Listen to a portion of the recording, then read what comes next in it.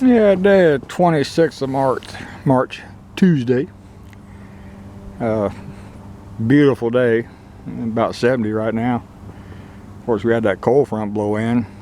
It didn't drop the temp much. It might be 65, I don't know, when the sun is nice and warm. Anyway, I'm working on amending the soil on my new raised bed garden up here at my little building. That far corner towards the street was a low spot. That far corner over here was a low spot. Brought in some raised bed mix from the local feed store. The lady that owns it, I believe, is 91. Comes to work every day, cooks lunch for everybody every day. And I walked in and told her, I said, ma'am, 10 years ago, you sold me some soil for my raised beds at my house. Oh yeah, Miss Ramus, this is what it is. Nice thing is she doesn't change suppliers. So last year, 20 years ago, if the company's still in business, she still carries the product. She's very supplier loyal. Price goes up, that's okay. And it took 15 bags at the house to bring all the raised beds up back to the top of the new 2x6s. It settles over the years.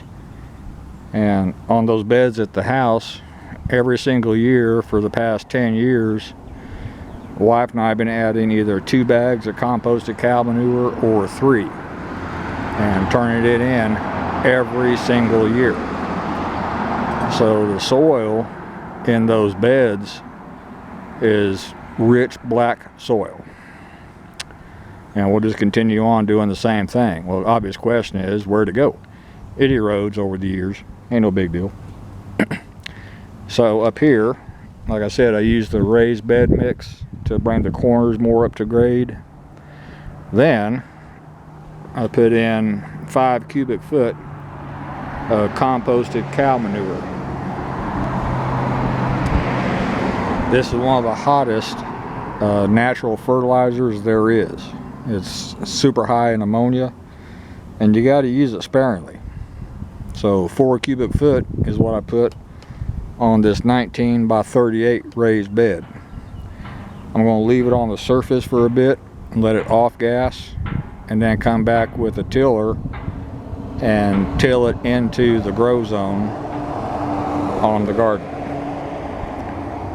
And where my onions are, of course, I won't be tilling there, but between my tomato rows, I will till one pass with my little tiller, a little 2-stroke flower bed tiller, and then till up this unplanted area and get it prepped for my direct sown seeds, my okra, my squash, my watermelon, my carrot, all the good stuff. Let's talk kale. This was planted last spring. It's still making kale. Wife and I have probably cut 10 Walmart bags full, and it just keeps on making. And I'm trying to figure out, why is kale so dang expensive in the grocery store? It's labor intensive to harvest. And I got a sneaking suspicion on the commercial kale growers, they do a one and done harvest.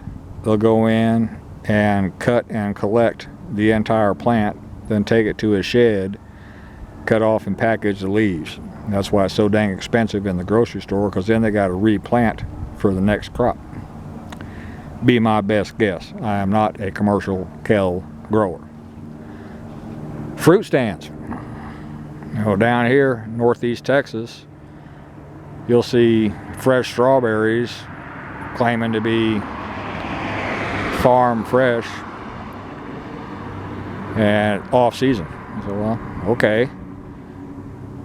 And so you buy a little tub of farm fresh strawberries for $10, and you go to Walmart, the same strawberries are there for $5. Big scheme down here is locally grown pecans, shelled, bagged. The way you know it's total bullshit is the pecan halves are perfect and identical in size. There is no variance in the size whatsoever. Those are commercial pecans, probably come out of New Mexico. And these less than honorable folk represent themselves as a grower and sell them alongside the road at twice what they paid for them. Same thing, go to Sam's and get the things for half price and they're the same pecan.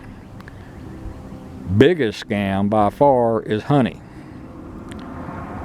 Unless you see them pull the hive and recover the honey from the honeycomb and put it in the bottle and put the bottle in your hand, I'll guarantee you what you're buying anywhere else is not pure honey. That's one of the most easiest things to adulterate with sugar water. And they do. Or corn syrup. Or anything else to get twice the yield that they would normally get from a hive, or more than twice the yield.